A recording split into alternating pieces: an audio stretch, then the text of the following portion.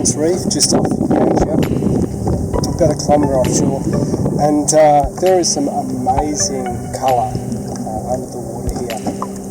You usually cannot get to this place very comfortably because the swell and the wind makes it a little bit dangerous here, but today it's just spectacular.